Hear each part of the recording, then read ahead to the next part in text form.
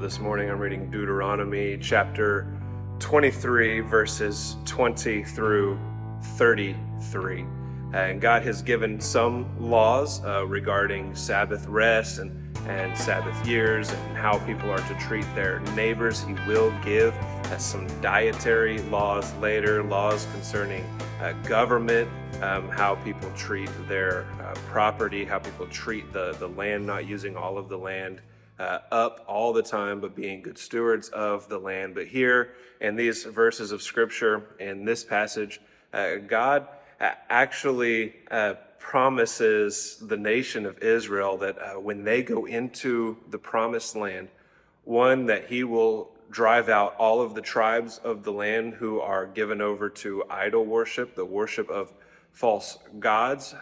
He will drive them out. He will drive them out slowly for Israel's benefit, but also he will, through his law that he is giving, actually prevent miscarriage within Israel. He will actually prevent barrenness within Israel. He will actually prevent people from dying prematurely. He will create a prosperous society in the land of Canaan with Israel, something that was not accomplished with the Canaanites because of the difference there between the worship of false gods, which is normally carries with it or resonates with like a sense of entitlement, selfishness, greed, like I worship gods because I want to get something out of it. I worship the God of the harvest because I want a good harvest. I worship the God of the tides because I understand that those need to work well.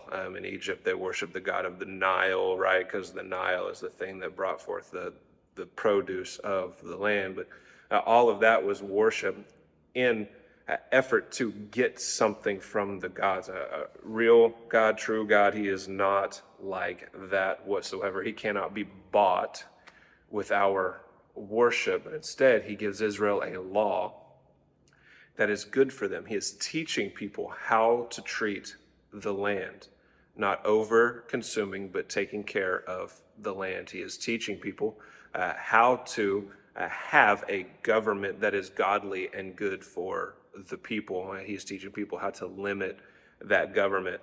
He is teaching people through his law people's dietary needs, and he's teaching people what is not so good for them to eat. He is teaching people through his law how to rest, which is good for the body, and how to not mistreat others or overwork others. Like in his law, God is teaching people what is good for them, precepts that will bring prosperity to any land, even so much as, according to the way God puts it, like ending things like miscarriage and barrenness, which we know by modern day science can be affected by bad diets. We don't know to what extent, right? But can be affected by bad diets and lack of exercise and lack of rest and overstress, which are all the things that God wishes to prevent according to his law. So when we follow his law, it is good for us. God also says he will drive out the tribes of Canaan slowly. He makes that known up front, so it shouldn't be a surprise to us that it takes Israel so long to push the people out of the land, and why there is this constant back and forth between Israel and the people of the land. And God says here he's doing that for Israel's good. It would be worse for Israel if he drove them all out at once, because beasts would then overtake the land before Israel could populate it. And then it would be much more difficult for Israel to combat the wild beasts than it would be for them to combat the tribes that are already in Canaan. So God is doing this also for Israel's good.